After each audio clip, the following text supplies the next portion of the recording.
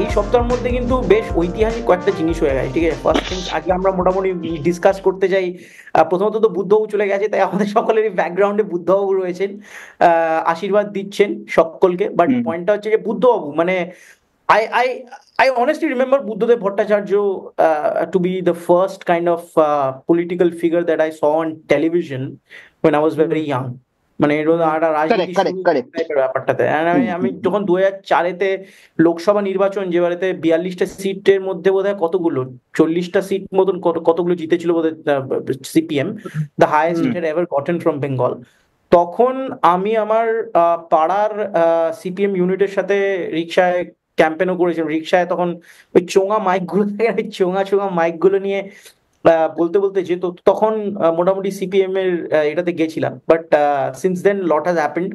2008-এর পরেতে আমরা ইয়েও দেখতে পেলাম, 2009-8-9-এর দিকে বোধ হয় মোস্ট প্রবলি সিঙ্গুর আন্দোলন, নন্দীগ্রামে গণহত্যা, এবং তারপরেতে একটা সরকার বদল। তো yeah, what do you think? So my question is, what do you think will be Buddha Bhattacharya's legacy as a chief minister? He served for 2 terms. He oversaw a crumbling CPM, but kind of resurgent in his মানে প্রদীপ নিভে যাওয়ার আগে যতটা জ্বলে আর কি ততটা। আর তারপরে তোর ওটাকে কি আদৌ জ্বলা বলা যেতে পারে? বিকজ মানে বুদ্ধবাবুর আমলটা shall forever be tainted by the Chingur Nondigram thing, and that is the slow steady dive into this hopefully temporary oblivion.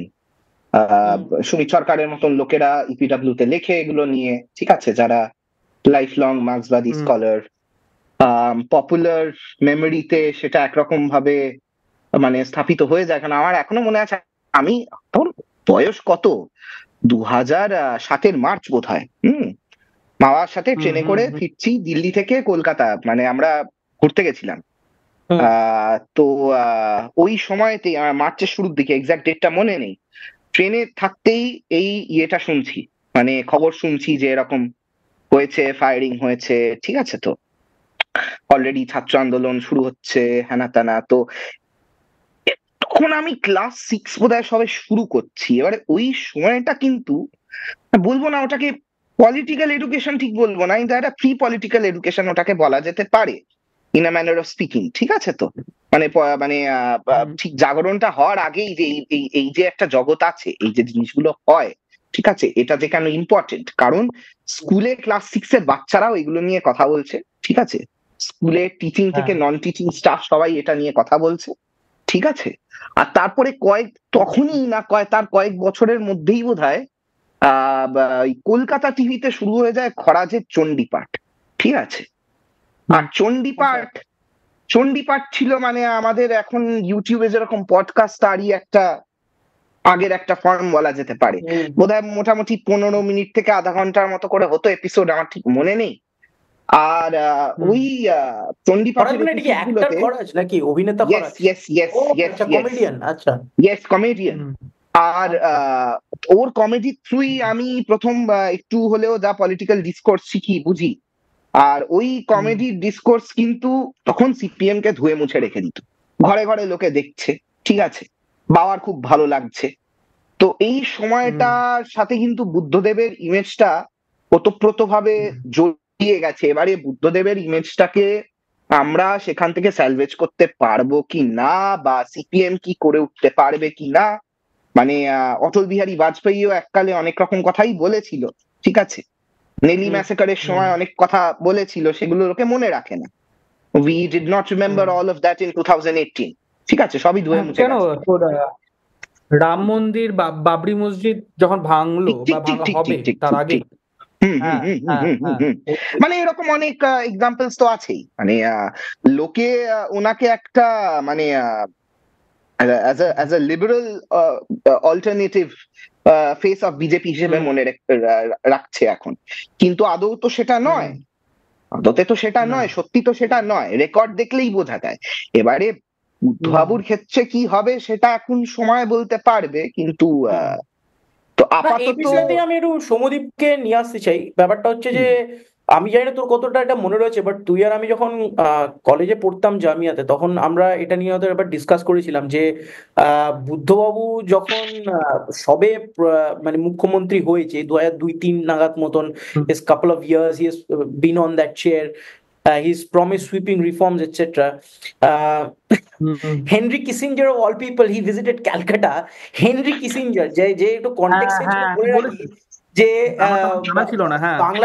বাংলাদেশে বাঙালি বিরোধী গণহত্যার পেছনে যার একটা খুব বড় হাত রয়েছে, সেই সিআইএ এবং secretary of state Henry Kissinger, সে এসে বলেছিল যে বুদ্ধ ভট্টাচার্য হচ্ছে ভারতের ডেং শাওপিং, মানে so what, তো there's that image of reformism as well, যে বুদ্ধবাবুর একটা মানে পদোন্নতি হওয়া ফ্রম আই থিঙ্ক এর আগে বোধহয় মিনিস্ট্রি অফ ইনফরমেশন এন্ড কালচারে উনি ছিলেন, সেখান থেকে ডাইরেক্টলি পদোন্নতি হয়ে একদম মুখ্যমন্ত্রী পদেতে উনি আসেন যখন জ্যোতিবাবু নিজের ইস্তিফা দেন ওনার বয়সের জন্য। তো একটা ম্যাসিভ জাম্প সেখান থেকে, এবং তারপরে একটা বড় সড়ো প্রমিস করা, এবং পশ্চিমবঙ্গের জনতা, আমি আজ মোটামুটি যে টুইটার ফেসবুকে দেখছি, সবাই বুদ্ধবাবুকে একজন স্বচ্ছ পুরুষ, যার কোনো ট্র্যাক রেকর্ডে কোনো করাপশন বা ইত্যাদি নেই, একটা somebody who says the truth,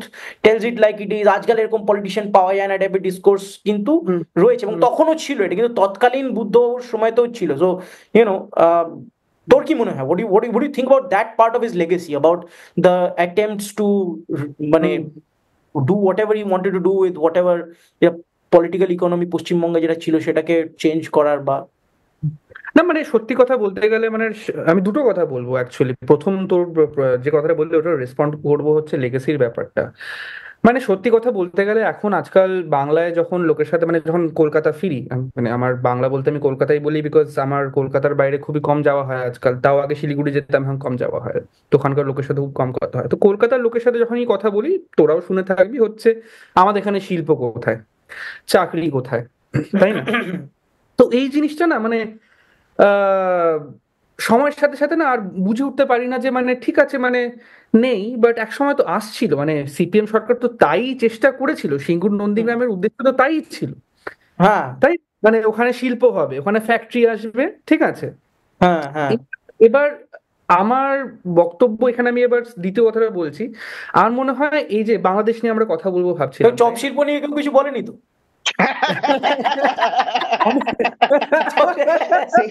sector 5 এ তো ভালোই চপের দোকান শুরু হয়ে গেছে। এটা ডিপেন্ড করতে তুই কার সাথে কথা বলছিস, সে কোন পার্টি অফিসে বসছে। বাট আচ্ছা, বাট হ্যাঁ, বাট হ্যাঁ, এটা একটা। দ্বিতীয়ত আমি আমাদের এই দ্বিতীয় টপিক যেটা নিয়ে আমরা পরে হয়তো কথা বলবো সময় থাকলে, সেটা হচ্ছে বাংলাদেশ। তো আমার মনে হয় বাংলাদেশে যেটা হলো, আর যেটা তোর সিপিএম সরকারের সময়, সিপিএম সরকারের পতন যে কারণে হয়, সেটা আমার মনে হচ্ছে প্রাইমারিলি দুটো কারণ, মানে এইভাবে কম্পারেবল। সেটা হচ্ছে অ্যান্টি ইনকামবেন্সি। দীর্ঘ সময় ধরে সরকার দুটোই পাওয়ারে ছিল, সিপিএম সরকার অবভিয়াসলি দিন ধরে। আর দ্বিতীয়ত আমার মনে হয় ওই সময় যখন তোর এই আন্দোলনগুলো হচ্ছে, এখানে আমাদের বাংলাদেশে যখন স্টুডেন্ট আন্দোলন হচ্ছিল, তারপর যেভাবে তোর ওখানকার সরকার, শেখ হাসিনার সরকার, তারপর আর্মি যেভাবে সিচুয়েশনটাকে হ্যান্ডেল করলো, আর আমাদের পশ্চিমবাংলায় যেভাবে বুদ্ধবাবুর সরকার হ্যান্ডেল করেছিল, সেটা কিভাবে তোর বেসিক্যালি একটা সরকারের পতন ঘটাতে পারে, এটা কিন্তু একটা এক্সাম্পল হিসেবে তুলে ধরে, তাই না? তো আমার মনে হয় সেই সময় কিভাবে তুমি সিচুয়েশনটাকে ম্যানেজ করছো, মানে ক্রাইসিসটাকে ম্যানেজ করছো, কিভাবে আদৌ পুলিশ ডিপ্লয় করছো কিনা, বা পুলিশ ডিপ্লয় করে পুলিশকে কতটা নিজের মানে মানে ইয়েতে রাখছো, ইয়ের মধ্যে কন্ট্রোলে, সেগুলোর উপর অনেক নির্ভর করে। তোমার পার্টি ওয়ার্কাররা কি বলছে, কি করছে, ঠিক আছে, এই জিনিসগুলোর উপর অনেকটা নির্ভর করে একটা সরকারের স্টেবিলিটি সেই সময়তে, and obviously in the long term। আর অনেক ক্ষেত্রে শুধু পুলিশ নয়, মানে লোকাল ল এনফোর্সমেন্টের মধ্যে পার্টির লোকেরাও ঢুকে রয়েছে। একদম। আর আমি তোকে এটা বলছি, এটা আমি এই তোর সিনেমাটা বল, দাঁড়া ওই গানটা আছে না, পাড়ায় ফুটবল খেলছে বাচ্চারা, এই জল ছবি, ওপেনটি বায়োস্কোপ, রাইট। ভালো, শাউট আউট টু রিদ this and man, it's started, exactly অনেকদিন শাউট আউট টু হিম। তো ওইখানে না মানে 90s এর কলকাতা দেখিয়েছে, তোদের যদি মনে থাকে। আর এরকম আমার অনেক মনে সিনেমায় আছে, হ্যাঁ। অনেক সিনেমায় দেখবি এখানে পার্টি হ্যাঁ। কর্মীদের দেখাচ্ছে, কিন্তু পার্টি কর্মীরা কিভাবে করান, কোনোদিন কিন্তু বড় নেতার খেলাফে কোনো কথা বলছে না এই সিনেমাগুলো, বা পলিট ব্যুরো বা সিপিএম কে কেন্দ্র, মানে সিপিএম কে নিয়েই কথা বলছে, বাট প্রচন্ড ফোকাসড অন দ্য পাড়ায় কিভাবে মানে ক্লাবগুলো, ঠিক আছে, পার্টি কর্মীগুলো ছোট লেভেলে টাকা খাচ্ছে। কিন্তু বড় নেতাকে কিন্তু আমি এরকম সিনেমা, ঠিক আছে, আমরা বাংলাকে অ্যাটাক করতে দেখিনি। যেটা তুই হয়তো ইঙ্গিত পাবি আজকালকার কালচারাল স্ট্যান্ড আপ কমেডিতে বেশি ইঙ্গিত পাবি, স্ট্যান্ড আপ কমেডিতে খিল্লি করছে তোর মোদিকে নিয়ে, ঠিক আছে, সিনেমা মমতাকে নিয়েও প্রচুর লোক করছে, ক্ষমতাকে নিয়েও করেছে, কিন্তু তুই সেই সময় কিন্তু আমার খুব একটা মনে পড়ে না এরকম বড় নেতাদেরকে নিয়ে মানে তোর মানে হিউমার করা হচ্ছে, মানে পলিটিক্যাল স্যাটায়ার। সোশ্যাল মিডিয়ার ফর্মটাও তো আলাদা ছিল না, আমাদের কাছে যেভাবে কন্টেন্ট এখন অ্যাক্সেসিবল হয়েছে, কন্টেন্টের নেচার যেভাবে বদলেছে, ফর্মের সাথে মিডিয়ার ফর্মটা বদলে গেছে, তার সাথে কন্টেন্টের নেচারও বদলেছে। আর যেই কারণেই এটার সাথে আমি বলবো, আমার মনে হয় তুইও বললি বোধহয় এর আগে, যে এদের কিন্তু ইমেজটা সত্যি আনটেন্টেড ছিল, মানে এরা কিন্তু এদের খেলাফ কোনোদিন আমি ওরকম শুনিনি যে এরা খারাপ। কেন কি আজকেও যখন এবিপি আনন্দ কভার করছে, যখন মারা যায়, যখন বাড়ির শটটা দেখাচ্ছে, তখন বলছে কিন্তু কিভাবে ছোট্ট বাড়িতে অনেকদিন ধরে রয়ে গেছেন, এরকম কিন্তু প্রত্যেকটা সিপিএম বড় নেতা, সুজন চক্রবর্তী যখন এই দমদমে আমাদের এখানে ইলেকশন লড়ছে, এবিপি দেখাচ্ছে ওনার বাড়ি কিভাবে থাকেন এনারা, মানে সত্যি কিন্তু খুব সিম্পল, মানে একটা মানে কি বলবো, সাধারণ মধ্যবিত্ত বাঙালিরা যেভাবে থাকে, যেভাবে আমি থাকি, রোহান থাকে, তুই থাকি, সেভাবেই রয়ে গেছে। আমার মনে হয় তবে মানে এটার ব্যতিক্রম হয়তো একমাত্র, মানে আমি যতদূর শুনেছি, মানে এটা কতটা, মানে এই ডিসকোর্সটা কতটা পপুলার আমি জানি না, তবে জ্যোতি বসু কিন্তু এটার একটা ব্যতিক্রম ছিল। অনেকেই বলতো ওনার লাইফস্টাইল নিয়ে একরকম কথা বলতো, মানে যেগুলো আমার কাছে মানে কোনো মানে আমার কাছে এগুলোর কোনো মানে নেই, কারণ উনি কি স্কচ খায় না খায়, ওনার ছেলে কোথায় গেছে, এই টাইপের একটা ব্যাপার। But I think that was part of the larger anti incumbency and the sort of environment were, as I said, মানে খরা যে শোটা যেরকম ইয়েতে বেরিয়েছিল, ওটারও পার্ট হতে পারে, আমি ঠিক জানি না। তবে হ্যাঁ, মানে ঠিকই বলেছিস, মানে তোরা মানে বিমান বসু, বুদ্ধদেব, এদেরকে নিয়ে এই টাইপের কথা তো খুব একটা বেরোয়নি আমি যতদূর জানি। মমতাকে নিয়ে খিল্লি করা হয় তোর রীতিমতো সোশ্যাল মিডিয়া, অবভিয়াসলি তুই বলি মিডিয়ার ফর্ম, বাট আমার মনে হয় না মানে বুদ্ধদেবকে নিয়ে সেরকম মানে কোনই শুনেছি। ইনফ্যাক্ট এখনো মানে তোর সিপিএম সরকারের খেলাফ লোকে অনেক কথাই বলে, কিন্তু সবসময় বলে না বুদ্ধবাবু কিন্তু ভালো ছিলেন, জ্যোতি বসুর ব্যাপারে ভালো ছিল। কিন্তু এখন তুই মমতার ব্যাপারে বল, মমতাকেও কিন্তু লোকে কিন্তু মানে 2-3টে গালিগালাজ দিয়ে চলে যাবে। দেবেই।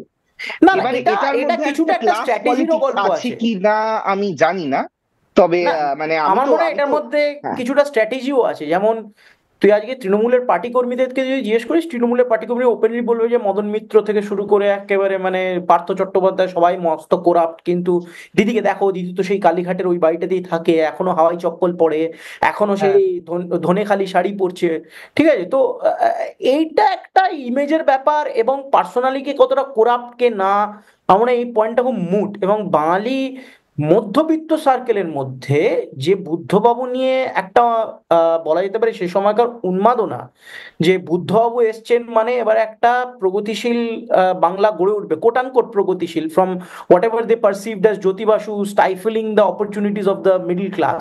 কিন্তু জ্যোতি বাসু করেননি তা, জ্যোতি বাসু একেবারেই করেনি। Jyoti Basu in fact if nothing strengthened middle class institutions and enabled money to be concentrated in the city. তো এটা এটা এটা এটা এটা নিয়ে কোনো দ্বিমত প্রকাশ করার জায়গাই নেই।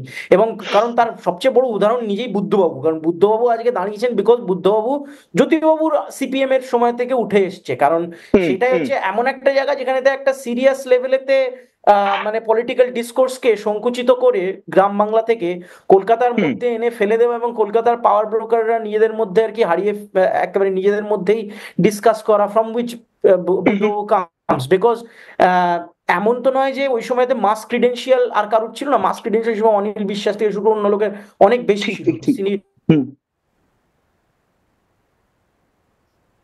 কি বলে তোর সিনিয়র একজন ব্যক্তি অনেকেই ছিল মানে জ্যোতিবাবুর পরেতে। তো বুদ্ধবাবু কেন এলেন তাহলে?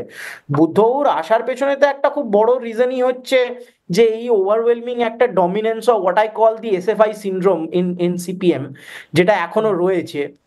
এটা এখানে একটা হালকা পলিটিক্যাল থিওরি, আমার একেবারে আমি রাজনৈতিক বিশেষজ্ঞ ওই অর্থে নই, কিন্তু পিএইচডি করছি বলে কিছুটা বলতে পারি।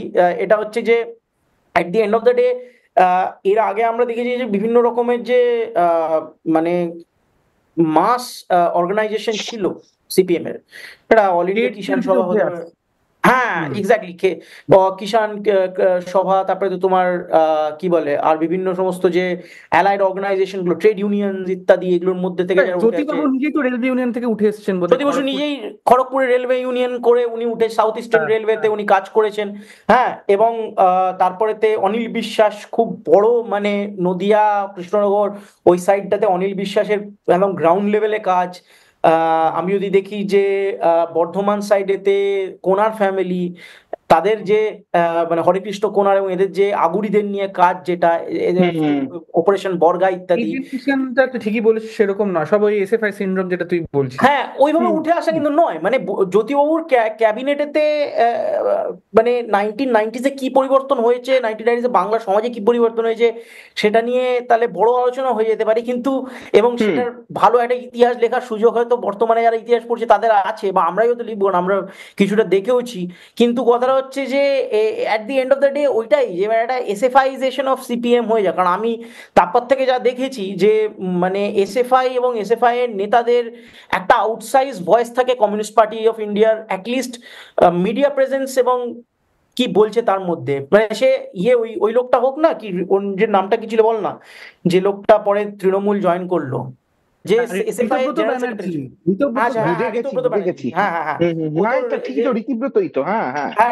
হ্যাঁ ও তোর এসএফআই এর জেনারেল সেক্রেটারি ছিল, তারপরে পলিট ব্যুরো মেম্বার হয়েছিল। তো ওটাই হচ্ছে ব্যাপার, যে এটা এসএফআইজেশন হয়ে যায়, যেটা আমার মনে হয় ইকো চেম্বারের মধ্যে দিয়ে দেয় একেবারে সিপিএম কে। বাট মানে এর আফটার মাথটা নিয়ে কিছুটা বল, কারণ আফটার মাথটা আমার জানার খুব ইচ্ছে হয়েছে, কারণ আমি কলেজে গেছি আফটার মাথে। 2011-এ পরিবর্তন হয়েছিল, 2011-তে আমি ক্লাস 12 পাস করেছি, ঠিক আছে। তো মানে ক্লাস 12 পড়ছি আর কি, ক্লাস 12 অফিসিয়াল পাস করলাম 2012-তে, বাট ক্লাস 12 পড়ছি। ওই তখন ওই ইয়েদের ডাকা অপর্ণা সেন টপর সাথে ডাকা মিছিলেতেও গেছি, ঠিক আছে। তারপরে কলেজে ঢুকতেই আমি জানতাম না প্রেসিডেন্সি কলেজেতে এসএফআই এর 2010-এতে জয় হয়েছিল, কিন্তু তারপর থেকে ইউনিয়ন আর ভঙ্গ হয়ে যায়, আর জিততে পারেনি। যে তাদেরকে কেউ জয়েন করতে চাইতো না, তাদের বিরুদ্ধে একগাদা কমপ্লেন ছিল, এবং তাদেরকে লোকে একেবারেই ভালো চোখে দেখতো না। They were considered to be everything that is wrong with the current disposition. They were seen as anti-student হিসেবে দেখা হতো তাদের। ভেরি অ্যারোগেন্ট, মানে পিটিয়ে পিটিয়ে দেয়, ওই টাইপের একটা রেপুটেশন। হ্যাঁ মানে তো তোদের এক্সপেরিয়েন্সটা মোটামুটি বল, মানে আফটার মাথে। সত্যি আমি তো কি বলি, হ্যাঁ সমদীপ বল। হ্যাঁ না আমি মানে কিছুটা সত্যি রয়েছে, তার মানেই যে মানে পুরোপুরি এটা খারাপ বা পুরো অ্যান্টি স্টুডেন্ট বলাটা আমার মনে হয় ভুল হবে। কেন কি সত্যি এরা মানে অনেক মানে স্পেশালি জেএনইউর মানে তোর স্টুডেন্ট বডি মানে উইং, যেটা বেসিক্যালি তোর সিপিআই, সিপিআইএম, সিপিআইএমএল এদের আছে, এদের অনেক লোকজনের সাথে আমি কথাবার্তা বলেছি, সত্যি এরা ভালো মানুষ। বাট এমনি তুই পার্টি পলিটিক্সের যদি কথা বলি, এটা একটু ঠিক। কেন কি আজকেও তুই যখন পশ্চিমবাংলায় ইলেকশন হলো, আমাদের লোকসভা ইলেকশন, সিপিএম এর টিকিট যারা পেলো অধিকাংশই যারা অ্যাকচুয়ালি মিডিয়া কাভারেজ পেলো, ঠিক আছে, তারা কিন্তু সব কিন্তু সেই এসএফআই এর, কেউ যাদবপুরের, কেউ জেএনইউ এর, ঠিক আছে। সেটাই বলতে চাইছি। মানে আমার কিন্তু দীপশিতা দির প্রতি অনেক শ্রদ্ধা এবং সম্মান রয়েছে, কারণ আমি দীপশিতা দিকে জেএনইউ তে কাজ করতে দেখেছি। So she is an amazing person. But here's the thing, মানে ইনভলভ থাকা কিন্তু একটা বিশাল বড় ইম্পর্টেন্স রয়েছে। এটা কিন্তু প্রমাণ করে দেয় রাজস্থানে কিন্তু রাম জিতে গেল কিন্তু মানে সিপিআইএম এর টিকিট, যেখানে কিন্তু রাজস্থানে কোনোই তোর সিপিআইএম এর ইতিহাস নেই, মানে পার্লামেন্টারি পলিটিক্স মাস মুভমেন্টে রয়েছে অল ইন্ডিয়া কিষাণ সভা, রাম সেই তোর অল ইন্ডিয়া কিষাণ সভা। তুই যেটা বললি মাস মুভমেন্ট থেকে উঠে এসে পার্লামেন্টারি পলিটিক্স, ঠিক আছে, সেটা কিন্তু মানে ক্যাম্পাস পলিটিক্স করে তুমি এসএফআইজেশনটা কি শুধু একটা কলকাতা সিনড্রোম তবে, নাকি এটা মানে বিকজ তুই যেমন রাজস্থানের এক্সাম্পলটা দিলি, ঠিক আছে, আমার যতদূর আমার মানে ধারণা কেরলেও এটা খানিকটা আছে, মানে আমি ঠিক জানি না, মানে একদম শিওর বলতে পারবো না, তো আমি যতদূর দেখেছি কেরলেও এটা আছে, তো বাকি ভারতবর্ষতেও কি এটা প্রযোজ্য, নাকি মানে এখন আমরা শুধু বেঙ্গল কেরলই দেখবো বিকজ মানে সিপিএম সবথেকে এর? বড় এক্সাম্পল হচ্ছে কানাইয়া কুমার, দুবার দাঁড়ালো, ভালো লোক মনে হয় আমার তো কাছে, সিপিআই, ও তো সিপিআই। কংগ্রেস। বাট আমি সেটাই বলছি, মানে কেউ যদি ভালো বলতে পারে, ক্যাম্পাস পলিটিক্স এর লেগেসি থাকে, অটোমেটিক্যালি তাকে মনে করে নেওয়া হয় না এ কিছু একটা করে নিতে পারবে। কিন্তু দুবারই কিন্তু কানাইয়া কুমার হেরে গেল, তাই না? হ্যাঁ, কানাইয়া কুমারকে কিন্তু তবে দুবার একটা এক্সাম্পল হিসেবে নেওয়াটা কতটা ঠিক হবে আমি জানি না, because Kanhaiya came out in a certain kind of moment. 2016 ওই স্টুডেন্ট মুভমেন্ট গুলো একটা ঐতিহাসিক মোমেন্ট ছিল, which I do not think we should be মানে রিডিং এই এই এই শুধু একটা সিপিএম সেন্ট্রিক ইয়ের মধ্যে। কারণ তখন তোর ওই রোহিত ভেমুলার কেসটা হলো, ঠিক আছে, কাস্ট না নিয়ে না একটা সেটাও বলছে না, কিন্তু না না সেটাও বলছে না, ও বলছে যে একটা ছাত্র আন্দোলনের মধ্যে যারা তারকা ক্যান্ডিডেট যারা, তারা যখন কোনো একটা নির্বাচনীয় সভার মধ্যে আসে, ঠিক আছে, সেই নির্বাচনীয় সভাতে মানে কোনো একটা করে কি বলে নির্বাচনীয় কনস্টিটিউয়েন্সি, ঠিক আছে, এই কনস্টিটিউয়েন্সিতে যখন আসে, এই কনস্টিটিউয়েন্সিতে তখন তাদের কতটা অ্যাকসেপ্টেবিলিটি থাকে, তাদেরকে কতটা জনগণ মেনে নেয়, বা তারা জনগণের কাছে কতটা এফেক্টিভলি পৌঁছতে পারে, সেটার উপরে একটা বড় প্রশ্নচিহ্ন থাকেই। কারণ এখানে আমার মনে হয় একটা মানে একটা একটা একটা আমি বলবো যে একটা অ্যানালিটিক্যাল ডিস্টিংশন করব বিটুইন একটা মাস মুভমেন্ট থেকে পার্লামেন্টে যাওয়া আর ছাত্র আন্দোলন থেকে ট্রান্সপ্লান্টেড হয়ে কোনো একটা কেন্দ্রে গিয়ে দাঁড়ানোর। কারণ যখন মাস মুভমেন্ট হয় না, তখন মাস মুভমেন্টে আগে সংগঠিত হয়, তারপরে সেটা ট্রান্সলেট করে গিয়ে নির্বাচনীয় ব্যালটে। কিন্তু তুমি যে মুহূর্তে নির্বাচন লড়ার জন্য কোনো একটা কেন্দ্রে যাচ্ছ কাউকে সংগঠিত করতে, তখন কিন্তু সেটা সংগঠনটা কিন্তু কমপ্লিটলি তখন নির্বাচনীয় ব্যালটের জন্যই তৈরি হয়, এবং তার সাকসেস এবং ফেলিয়ারটা কিন্তু ডিপেন্ড করছে যে সেই মুহূর্তে কতটা তুমি কি ওখানে সংগঠিত করতে পারছো, which is not something everyone can do. এবং সেটার জন্য সাংগঠনিক মানে যদি অলরেডি ওখানে একটা মেশিনারি থাকে তাহলে হতে পারে। কারণ নরেন্দ্র মোদী জীবনে কোনদিন বারাণসে যায়নি, ঠিক আছে, কিন্তু বেনারসে গিয়ে উনি দাঁড়িয়ে জিততে পারেন, কারণ সাংগঠনিক একটা শক্তি রয়েছে, ঠিক আছে। সেই ঠেকানোর রচনা গিয়ে জিততে পারে হুগলিতে, কারণ মানে তৃণমূলের একটা সাংগঠনিক গিয়ে রয়েছে। কিন্তু সংগঠন করে উঠে আসা একটা যে সেটা it guarantees you an already given grounded levelled একটা mass following that are already convinced by you. তোকে আলাদা করে বলতে যে আমার ভোটটা দাও, ঠিক আছে, কারণ তুই ওদের জন্য একটা লম্বা রিলেশনশিপ বানিয়েছিস কাজ করে করে, ঠিক আছে, যে ওরা আমাকে অ্যাডভোকেট করবে। এবং এটা শুধু আমি এমপি ছিলাম, তোমার ওখানে রাস্তাটা করে দিচ্ছি, কল করে দিয়েছি মতো নয়। কারণ যারা সংগঠন করে ওঠে তাদের কিন্তু মানুষ জানে যে শালা এরা ক্ষমতায় না থাকলেও আমার পাশে দাঁড়াচ্ছে।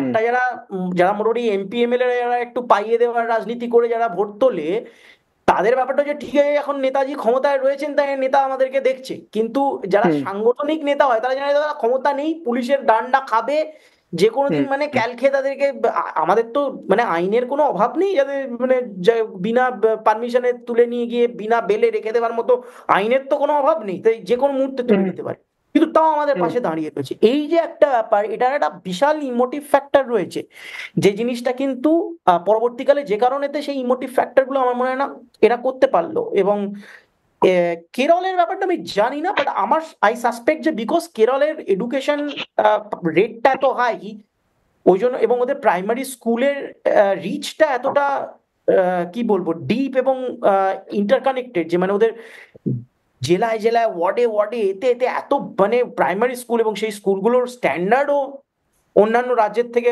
অনেক এগিয়ে, যে ওখানেতে এসএফআই কিন্তু শুধু একটা কলেজ সংগঠন না, ওখানে এসএফআই একটা জেনুইন মাস সংগঠন।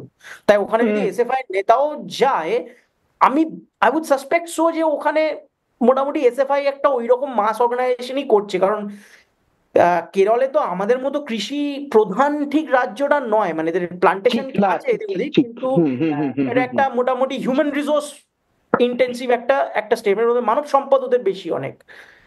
আমাদের এখানেতে মানব সম্পদ আছে কিন্তু আমরা একটা কৃষি ভিত্তিক রাজ্য, মানে যেখানেতে ল্যান্ড রিলেশন, কৃষকদের সাথে একটা মানে আন্দোলন করা বা কৃষকদের হয়ে কাজ করা এবং কৃষক সংগঠন করা, এগুলো একটা ভ্যালু ওখানে তো আলাদা। তাই আমাদের এখানে গ্রামে গ্রামে গঞ্জে গঞ্জে তো মানে ওইভাবে প্রাইমারি স্কুল এবং প্রাইমারি স্কুলের ভেতরে এসএফআই অর্গানাইজেশন ইত্যাদি, কতটা ওরকম মাস অর্গানাইজেশন কে জানে, বলতে পারবো না। আর এরা আজকে জিততো, তুই যেটা বলছিলিস, অলরেডি যদি ক্ষমতায় থাকতো আমার মনে হয় এই দীপশিতা বল, কুমার বল, ঠিক আছে, কংগ্রেস হ্যাঁ যদি ক্ষমতা, হ্যাঁ বাট ওই হ্যাঁ নেই ক্ষমতা। হ্যাঁ ঠিক যে কারণে বুদ্ধবাবু জিতেছেন, যে হ্যাঁ, কারণে বুদ্ধবাবু জিতেছেন সে সময় ক্ষমতাটা ছিল।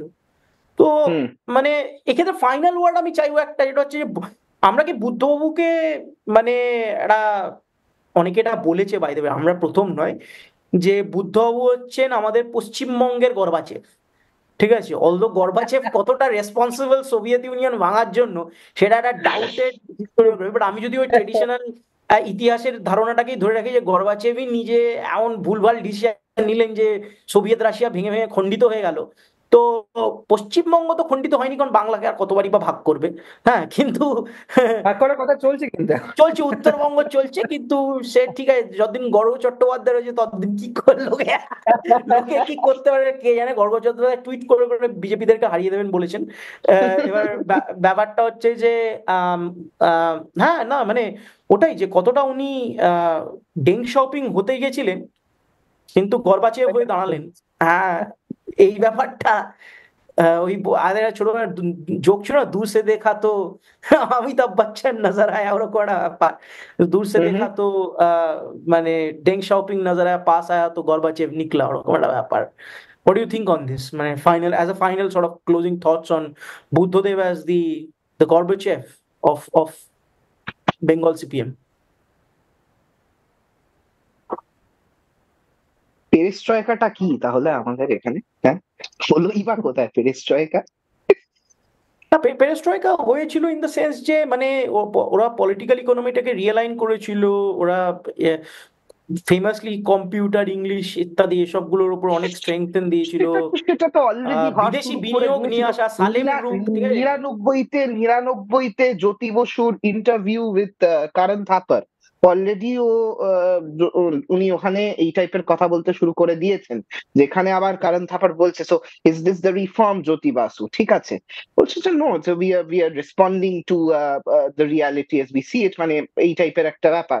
তো সেটাকে নিয়ে আবার কটাক্ষ করেছিল তখন মানে আমাদের কারণ থাপার, যে তাহলে কি আমরা মানে আপনি কি সোশ্যালিজম থেকে সরে আসছেন? বললেন না, সেরকম কোনো ব্যাপার না, মানে আমি তো after all Republic of Bengal চালাই না, না।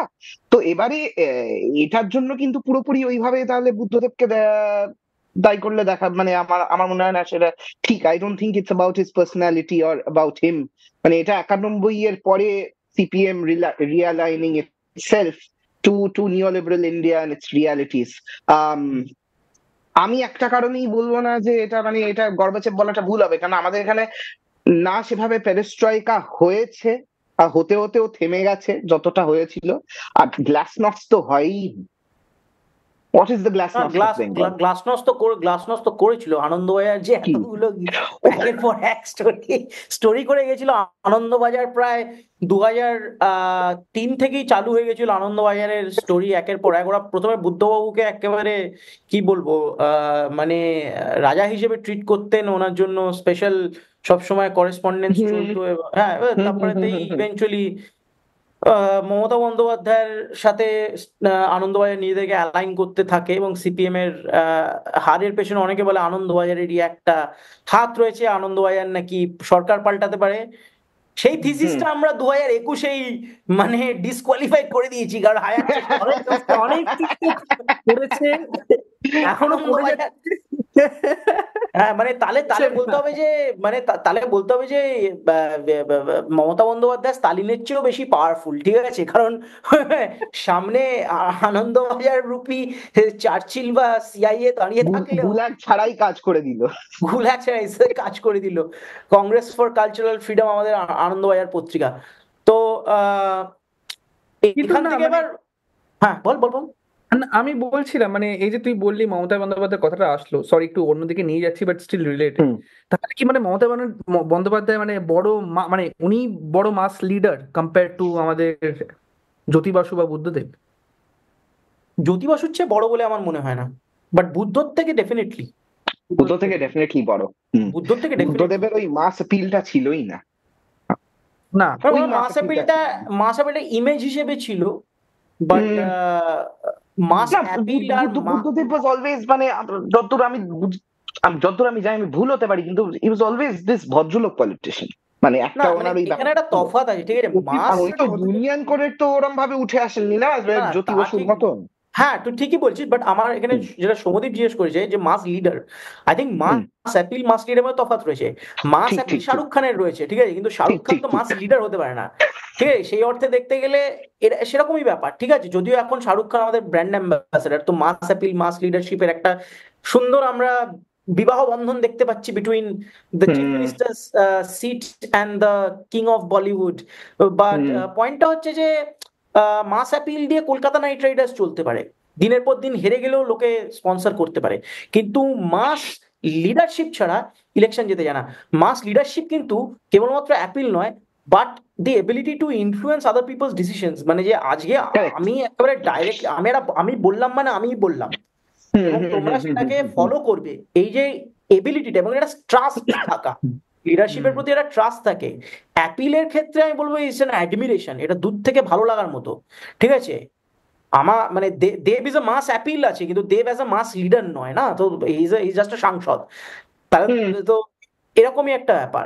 আমার সেই দিক দিয়ে দেখতে গেলে অবশ্যই জ্যোতি বসু বিশাল মাস লিডার, এবং আমি আর্গিউ করতে চাই এখানেতে একটা ব্যাপার যে আই থিঙ্ক আফটার ফজলুল হক পশ্চিমবঙ্গে যদি কেউ এত বড় মাস লিডার যদি কেউ থেকে থাকে আফটার ফজলুল হক, সেটা জ্যোতি বসু।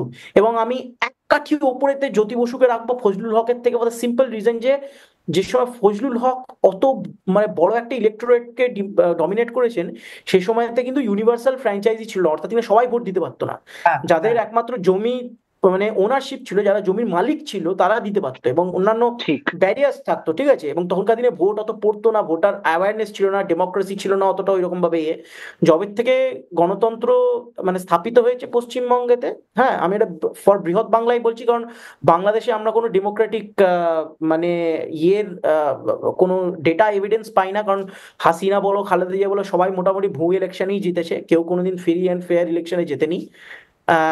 সিপিএম জিতেছে ফ্রি অ্যান্ড ফেয়ার ইলেকশনেতে, ডিট্রাক্টররা বলবে যে না প্রচুর ভোট চাপ্পা ইত্যাদি আনা তারা, বাট না, আমার মনে হয় ভোট ছাপ্পা would not have changed the equation, যতটুকু ভোট ছাপ্পা হয়তো হয়ে থাকতে পারে সেটা বড় সমীকরণটাকে পাল্টাতো না, তাই জ্যোতি বসু আনডিসপিউটেড এখনো still the biggest leader that Bengal has ever seen. That is true. That is true. That is true. And not just On Bengal, মানে at a much greater level তো। much greater level as well, even among all the states combined, I think মানে এরকম কোন state level এত leader আমার মনে হয় না কেউ ছিল। Which on that question that brings us to the next segment, সেটা হচ্ছে যে the is Hasina, Sheikh Hasina, the worst leader that Bengal has ever seen?